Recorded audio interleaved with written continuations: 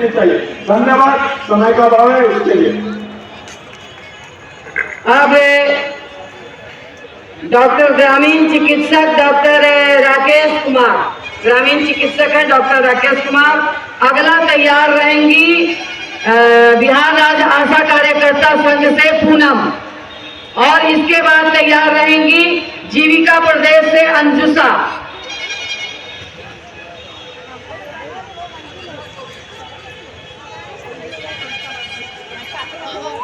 बदलो बिहार महाजुटान अभियान में बिहार के कोने कोने से आए हुए माता एवं बहनें और माले के राष्ट्रीय महासचिव और माले के तमाम नेतागण और तमाम संगठन के आए हुए तमाम मुद्दा पर मैं आ रहा हूं कि बिहार में ग्रामीण चिकित्सक को राज्य रजिस्टर खोल करके निबंधित करें और स्वास्थ्य विभाग में नौकरी देने का काम करें और बिहार के तमाम कोने कोने से आए हुए साथियों का जो डिमांड है वो सरकार पूरा करे।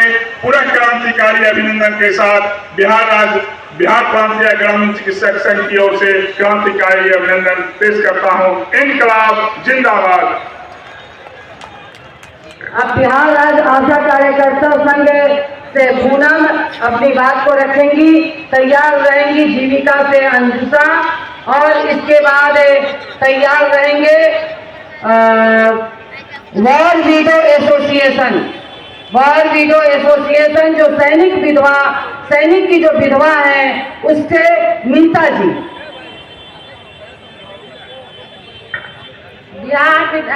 बदलो बिहार महान सभा का महाजुटान में मैं आशा कार्यकर्ता पूनम हूँ। यहाँ तमाम उपस्थित बदलो बिहार महाजुटान सभा के सदस्य जो भी है उपस्थित तमाम भाइयों एवं बहनों से है सादर अभिनंदन और आशीर्वाद है। मेरा कहना है कि सरकार को अपने और ध्यान न आकर्षित करने के लिए एकजुटान हुआ है कि सरकार अभी भी अपनी नजरों को खोले और देखे कि तमाम दुनिया अंधे नहीं है, वो सब जागृत है। सब परिस्थिति कहीं न कहीं से नजरअंदाज किया जा रहा है। शिक्षा विभाग में विद्यालय रात्रि प्रहरी वह शख्स का नाम है जब रात में सारे कर्मी सोते हैं अपने बीवी बच्चों के साथ में, तो विद्यालय की पूरी रख रखाव और सुरक्षा देने का काम रात्रि प्रहरी करता है निहत्थे। ये डबल इंजन की सरकार के द्वारा हम लोगों को बार बार ठगा जा रहा है। हम लोगों को बार बार माननीय विधायक के द्वारा सदन में आवाज बुलंद किया जा रहा है, लेकिन ये डबल इंजन की सरकार हम लोग की आवाज को दबाने का काम करती है। कभी बोलती है समीक्षा बैठक किया जा रहा है, कभी ये किया जा रहा है, और हम लोगों को ठगने का जिस तरह से काम कर रही है ये डबल इंजन सरकार। तो आने वाला 2025 जो चुनाव होगा इसका रात्रि प्रहरी का ताकत का अंदाजा मिल जाएगा कि रात्रि प्रहरी में कितना ताकत है। और इस कोने कोने से जितने बिहार के हमारे दलित वंचित शोषित समाज के लोग हैं, दबे कुचले के लोग हैं, पिछले पायदान पे बैठे लोग हैं, इनसे भी मैं आह्वान करना चाहता हूँ कि अगर इन तमाम भाइयों को मांगों की पूरी नहीं की जाएगी तो ये बदलो बिहार महाजुटान के मंच से मैं ऐलान कर देना चाहता हूँ। इसी बजट सत्र में हम लोग विधानसभा को सड़क से सदन तक घेरने का काम करेंगे और इस सरकार को दिखा देंगे कि। तो इसी वाणी के साथ हम अपनी बात को समाप्त करते हैं। सभी साथियों को हम अपने तरफ से क्रांतिकारी लाल सलाम पेश करते हैं। बहुत बहुत धन्यवाद। बिहार राज्य विद्यालय रसोईया संघ से सरोज जी, इसके बाद तैयार रहेंगे कौशलेंद्र शर्मा लोहार संघर्ष मोर्चा।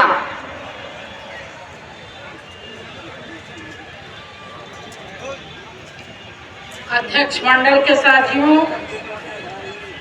मंच पर उपस्थित पार्टी महासचिव कॉमरेड दीपंकर भट्टाचार्य जी, हमारे अन्य देश भर से आए नेतागण और इस मंच पर उपस्थित तमाम संघर्षशील ताकतों के प्रतिनिधि और इस महाजुटान में गांधी मैदान में छोटा हुआ गांधी मैदान को काट देने वाले हमारे बहादुर साथियों, आप सबका मैं इस महाजुटान में स्वागत और क्रांतिकारी अभिवादन करती हूँ। साथियों, अभी मुझे कल से ही खबर मिल रही है कि रसोइया श्रमिकों को, रसोइयों को लगातार रोका जा रहा है। कहीं ये कहा जा रहा है कि महाजुटान कैंसिल हो गया, कहीं ये कहा जा रहा है कि यहाँ नहीं फलाना जगह मीटिंग है। बावजूद इसके तमाम बिहार में रोकने की कोशिश हुई है। जो सरकार की चूक हिल गई, इस महाजुटान के जो हलचल है, जो गति है, तो उनको बावजूद उस रोकने की गति से लोग हजारों की संख्या में रसोइया बहनें पहुंची है और यहाँ से वो एक ताकत लेके जाएंगी। जो संकल्प हुआ है, जो यहाँ प्रस्ताव पढ़े गए हैं, उससे वो एक ऊर्जा लेके जाएंगी। हमारे तमाम इन संगठनों की ताकत से ऊर्जा लेके जाएंगी और अपने जगह में, अपने जिले में वो संघर्ष की नई बिगुल फूकेंगी। और जो ये सरकार उनको लगातार ठग रही है और तमाम आंदोलनकारी ताकतें अपने को ठगा ठगा महसूस कर रही है, किसी की भी इच्छा आकांक्षा नहीं पूरी हो रही है। रसोइयों का 2019 के बाद इस सरकार ने, बिहार की सरकार ने एक पैसा नहीं बढ़ाया है उनका मानदेय। उनका काम लगातार बढ़ता जा रहा है। केंद्र की मोदी सरकार आपको जब से आई है उसने एक पैसा नहीं बढ़ाया। पूरे हिंदुस्तान के किसान एकजुट होकर के वापस करा सकते हैं, तो मैं तो कहता हूं हिंदुस्तान के और बिहार के मजदूरों से कि वो 4 लेबर कोड भी, आप भी अगर इतना एकताबद्ध हो जाए, आपके 4 लेबर कोड भी जाएंगे। और वो जो पेंशन स्कीम आपके वहां है कि पुरानी पेंशन स्कीम लागू करो, वो पुरानी पेंशन स्कीम लागू होकर के रहेगी अगर इस देश में मजदूर और किसानों की बड़ी एकता बन जाए। तो आज ये बड़ी एकता बनाने के लिए, अपने पूरे एजेंडा को एक साथ ले आने के लिए हमें तय करना है। चुनाव का साल है और चुनाव का मतलब क्या है? ये भारतीय जनता पार्टी साजिश करने वाली पार्टी है। गिरिराज सिंह को आपने देखा, जिस समय झारखंड में चुनाव हो रहे थे उसी समय सीमांचल में यात्रा कर रहे थे कि बिहार से थोड़ा सा माहौल गर्म कर दिया जाए, थोड़ा सा यहाँ लोगों को भड़का दिया जाए, हिंदू मुस्लिम का ध्रुवीकरण कर दिया जाए, झारखंड में जाकर के आदिवासियों को भड़का दिया जाए मुसलमानों के खिलाफ, तो काम हो जाएगा। लेकिन देखिए झारखंड को, झारखंड के कहा नहीं, इधर उधर के बातों में नहीं जाएंगे। जो हमारा मुद्दा है उस पर लड़ेंगे। स्थानीय लोगों का रोजगार, स्थानीयता का मुद्दा वो अकेले झारखंड का नहीं है, तो बिहार का भी मुद्दा है। बिहार के नौजवानों को रोजगार चाहिए, सुरक्षित रोजगार चाहिए और बिहार के नौजवानों को पलायन ना करना पड़े, बिहार के अंदर रोजगार मिले। 70% हो, 80% हो, यहाँ पूरे बिहार के स्थानीय नौजवानों को ग्रुप सी, ग्रुप डी की नौकरी में प्राथमिकता मिलनी चाहिए। ये मुद्दा बिहार का भी है। मुद्दा वो जो बिजली का सवाल वहां आया है, 200 यूनिट बिजली फ्री, झारखंड के गरीबों ने कहा ये मुद्दा तो बिहार का भी है। 200 यूनिट बिजली फ्री मिले। हमारे मोदी जी ने कहा था कि 2022 में आजादी के 75 साल पूरे हो जाएंगे। अमृत काल में सबके लिए पक्का मकान में सबके लिए बिजली, सबके लिए पानी की सुविधा। और आप देखिए पूरे बिहार में पक्का मकान कहाँ बन रहे हैं? मकान बनना तो बंद, जो बना हुआ था उसको ढहा दिया जा रहा है। बिजली जहां पहुंची थी, अब उन घरों को अंधेरे में डुबोने के लिए वो स्मार्ट मीटर ला रहे हैं ताकि बिजली वो भी सिर्फ बड़े लोगों को ही मिले, गरीबों को घर में बिजली ना मिले, गरीबों के घर में कोई बत्ती ना जले। इसकी भी पूरी तैयारी हो रही है। तो बिजली का मुद्दा ये हमारा मुद्दा है। ये महिलाओं के लिए 400 रुपए आप पेंशन देते हैं बुजुर्गों को, अगर 2500 रुपए झारखंड के महिलाओं को मिल सकते हैं, 19 साल से लेकर 49 साल तक की महिलाओं को, तो क्या बिहार की महिलाओं को 2500 रुपए बिल्कुल नहीं मिल सकते? मिल सकते। ये मुद्दे हैं। तय कर लेना होगा कि इसी एजेंडे पर बिहार में जब चुनाव आएगा, इधर उधर की बात पे नहीं जाएंगे, भारतीय जनता पार्टी की किसी साजिश में नहीं फंसेंगे। बिल्कुल बिहार के किसान, बिहार के गरीब, बिहार के मजदूर, बिहार की महिलाएं, उनके सवालों पर चुनाव होगा। ये तय करके हम लोग आज यहाँ से जाएंगे कि बिहार में चुनाव हमारे एजेंडे पर होगा। चुनाव आया है, रैलियां हो रही है, जातीय रैलियां हो रही है, अलग अलग जाति के नाम पर सबकी अपनी अपनी पहचान है, सबके अपने अपनी गरिमा है, अपने अपने सवाल है, जातीय रैलियां हो रही है। ये जाति के नाम पर ये कोशिश तो होती है। हम लोग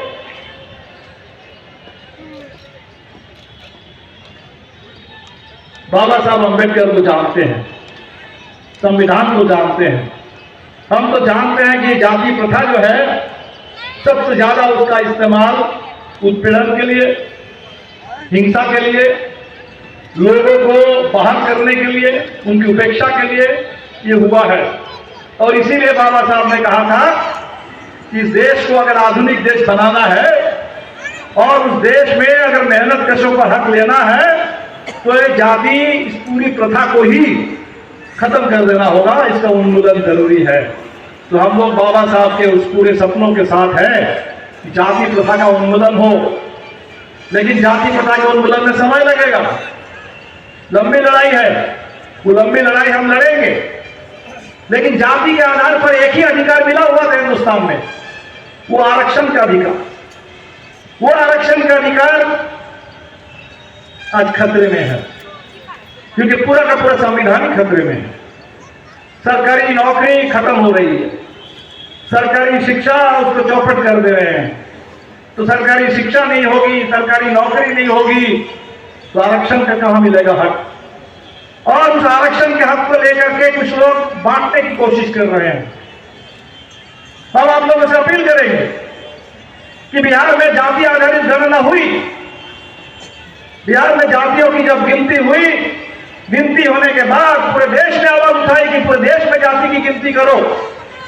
और बिहार में विधानसभा के अंदर सब दलों ने मिलकर के प्रस्ताव पारित किया कि बिहार में आरक्षण का विस्तार होगा, 65% आरक्षण होगा, 65% आरक्षण होगा। जदयू वालों ने भी कहा, भाजपा वालों ने भी कहा, अरे आप दोनों अगर इसके लिए तैयार हैं, विधानसभा में प्रस्ताव पारित हुआ, दिल्ली में आपकी सरकार है, संसद में भी प्रस्ताव पारित कर दीजिए और संविधान के 9वीं अनुसूची में वो डाल दीजिए। तो जैसे इस देश में तमिलनाडु में 69% आरक्षण लागू है, तो बिहार का 65% आरक्षण भी लागू होकर के रहेगा बिहार के अंदर। 65 के लिए लड़ो, 65 के लिए लड़ो। ये 65% आरक्षण में दलितों का आरक्षण बढ़ेगा, वो पहुंचेगा 20। बिहार में अभी भी आदिवासी हैं। ये नहीं है कि झारखंड अलग हो गया तो बिहार से आदिवासी खत्म हो गए। कैमूर में आदिवासी हैं, चंपारण हम गए थे, थारू जाति के लोगों को भाजपा ने ठग लिया। पूर्णिया में आदिवासी हैं, जमुई में आदिवासी हैं, बिहार के हर कोने में आदिवासी है। आदिवासियों का भी 2% आरक्षण होगा। अति पिछड़ी जातियों का खूब नाम लेते हैं, कर्पूरी जी को भारत रत्न दे करके कहते हैं कि हमने कर लिया काम पूरा। आपने कुछ नहीं किया, आपने कुछ नहीं किया। कर्पूरी जी के रास्ते पर आप लगातार उनको अपमानित कर रहे हैं, आरक्षण खत्म कर रहे हैं।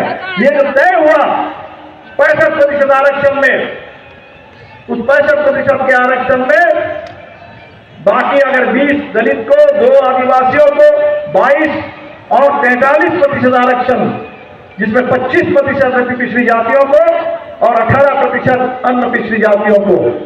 ये जो आरक्षण का फॉर्मूला तय हुआ है, लड़िए इस बात के लिए, इस बात के लिए लड़िए। अलग अलग लड़ने से कुछ नहीं होने वाला है, एक साथ मिलकर के बिल्कुल लड़िए।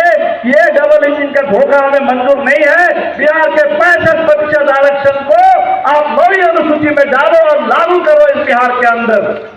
ये बिहार की मांग है। कहते हैं कि बिहार को विशेष राज्य बनाएंगे। नीतीश जी कहते थे, 20 साल तो बीत गए, लगातार तो पहले ही कहते थे कि विशेष राज्य का दर्जा मिलेगा। कितने लोगों से उन्होंने कहा कि नाखून काट के दे दो, नाखून काट के दे दो, बिहार का डीएनए, बिहार का क्या क्या बात हो रही थी। सारे लोगों ने कहा कि नहीं नहीं, विशेष राज्य के दर्जे के लिए सब लोगों ने दिया। क्या हुआ? आप कह रहे कि विशेष राज्य का दर्जा अब नहीं मिलेगा, विशेष पैकेज मिलेगा। चलो विशेष पैकेज मिलेगा, तो विशेष पैकेज के नाम पर क्या विशेष मिला? विशेष धोखा मिला। विशेष राज्य में ही विशेष पैकेज नहीं, विशेष आपको बिहार के लिए विशेष धोखा, डबल इंजन का डबल धोखा। अरे भाई, बिहार का 65% अगर आरक्षण आप नहीं देंगे, बिहार के गरीबों को जो 2-2 लाख आपने कहा है, महागरीब को, महागरीब 6,000 से कम आमदनी, उनको 2 लाख रुपए देने की आपने घोषणा की थी। 1 साल बीत गया, एक परिवार को भी 2 लाख रुपए नहीं मिले बिहार में, तो कौन सा विशेष पैकेज आ रहा है? पूरे बिहार में इस समय हमारे साथी बता रहे हैं कि एक भी कॉलेज नहीं खुला है पिछले 20 साल में, स्कूलों को बंद कर रहे हैं, तो सरकारी शिक्षा का विस्तार नहीं है, तो कौन सा विशेष पैकेज हो गया? अस्पताल, अभी हमारे यहाँ सारे लोग आए हैं, आशा आंगनबाड़ी से लेकर के ग्रामीण चिकित्सक, सब लोग जिनके बल पर बिहार में स्वास्थ्य व्यवस्था चल रही है। आपने कुछ भी उनके लिए नहीं किया। तो अगर बिहार के स्वास्थ्य के लिए, चिकित्सा के लिए, बिहार में शिक्षा के लिए नहीं किया जाएगा, पक्का मकान नहीं सबकी गारंटी होगी, तो कौन सा विशेष पैकेज है? हवाई अड्डा बन जाने से, एक और हवाई अड्डे बन जाएंगे, कुछ सड़कें बन जाएंगी, तो बिहार के लिए विशेष पैकेज हो जाएगा? ये विशेष पैकेज के नाम पर ये विशेष धोखा है। हमें तो चाहिए कि बिहार में ये जो सारे सवाल आज आप लोगों ने उठाए हैं, इन सवालों पर काम हो, यही बिहार के लिए विशेष पैकेज होगा।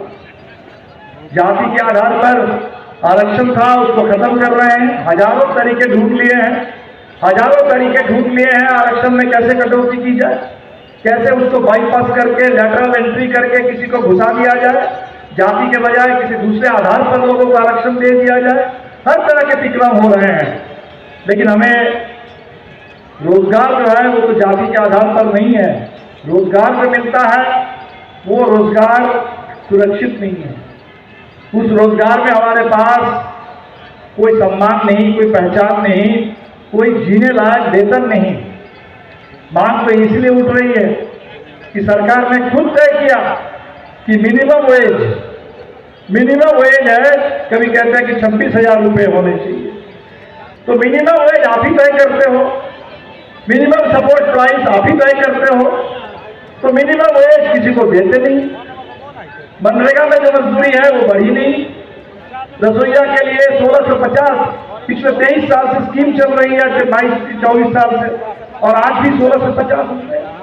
तो ये मजदूरी अगर नहीं बढ़ेगी, मिनिमम वेज अगर हमको नहीं मिलेगा, हमारे फसल की गारंटी शुदा मिनिमम सपोर्ट प्राइस, वो कीमत अगर हमें नहीं मिलेगी, तो कौन सा विशेष पैकेज है?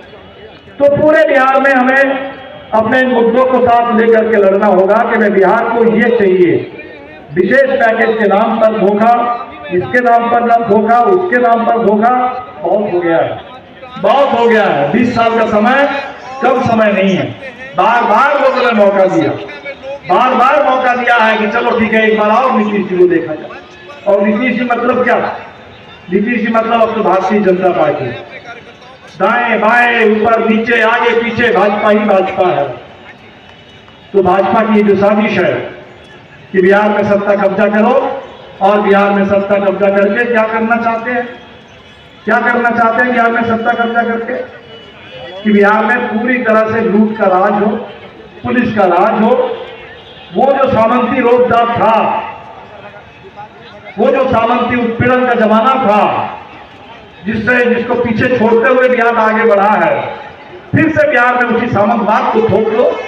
गांव गांव में सामंतवाद ले आओ, महिलाओं को घर में रोक दो, दलितों का उत्पीड़न करो, हत्या कर दो, मूंछ राखने पर मार दो।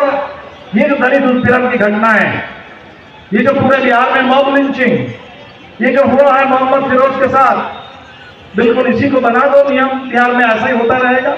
तो बिहार को प्रयोगशाला बनाना चाहते हैं, प्रयोगशाला नफरत के लिए, दमन के लिए, उत्पीड़न के लिए, बुलडोजर राज के लिए।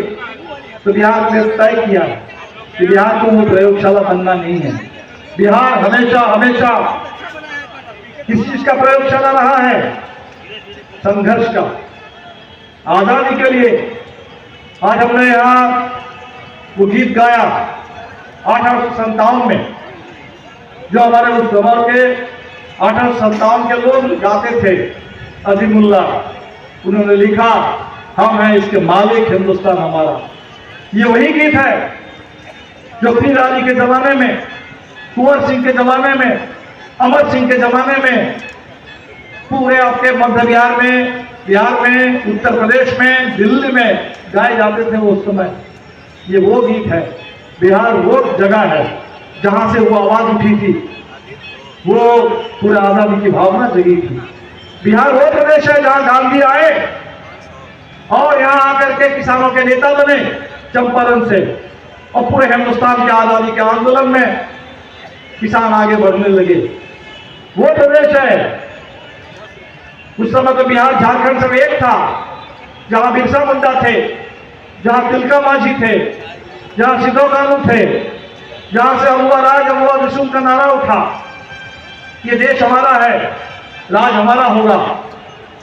तो बिहार जहां भगत सिंह को बटुके सिर मिल जाते हैं, बिहार जहां स्वामी स्वाजानंद सरस्वती आकर के किसानों के जमींदारी के खिलाफ वो आंदोलन खड़ा कर देते हैं, जहां नक्सलबाजी के बाद master Jagdish, comrade Rameshwar Yadav, comrade Ram Naresh Ram मिलकर के पूरे सामाजिक न्याय के लिए, बराबरी के लिए, बदलाव के लिए, मुक्ति के लिए आंदोलन छेड़ देते हैं। जहां जगदेव प्रसाद, बिहार लेनिन लोग कहते हैं, शहादत देते हैं लड़ने के लिए। ये वो प्रदेश है संविधान के लिए, आजादी के लिए लड़ने वाला। और इसीलिए बिहार कभी भी सिर्फ अपने के लिए नहीं सोचता। जब जब बिहार लड़ा है, पूरे देश के लिए लड़ा है, पूरे देश के लिए।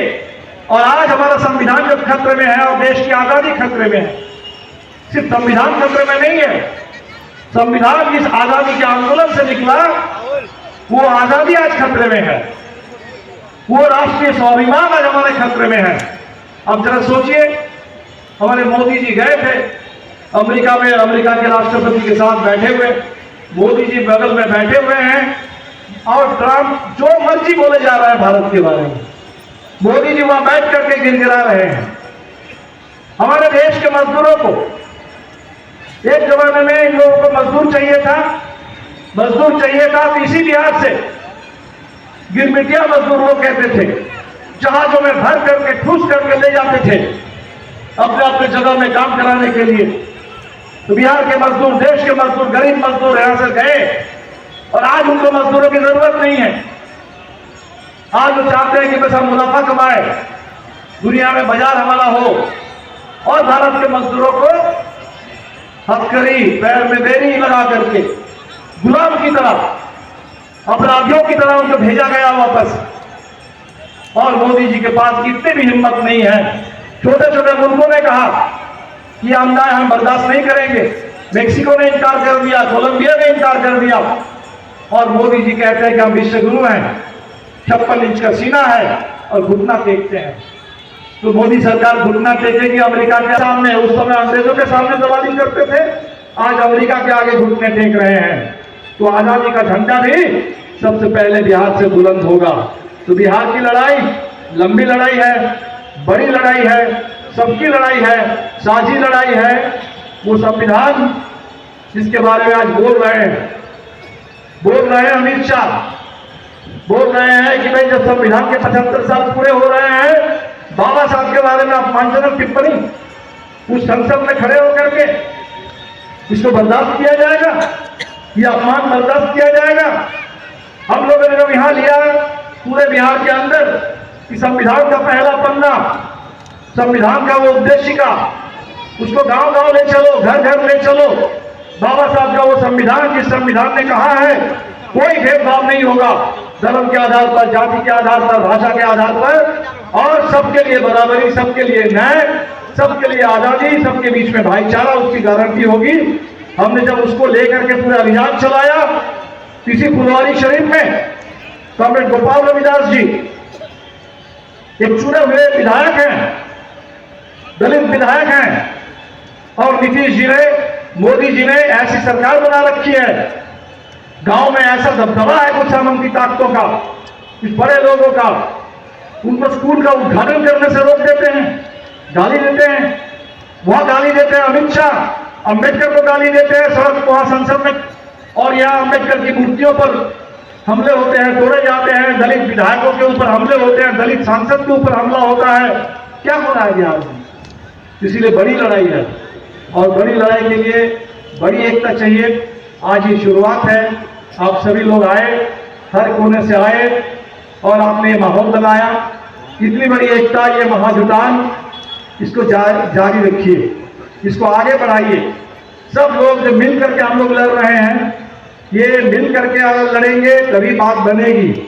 इसलिए और ज्यादा वो सारे सवाल, वो सामाजिक सवाल है, वो आर्थिक सवाल है, वो हमारे तमाम अधिकारों के सवाल है, संविधान रक्षा का सवाल है, वो किसान की जमीन बचाने का, खेती बचाने का सवाल है, गरीबों के पक्के मकान का सवाल है।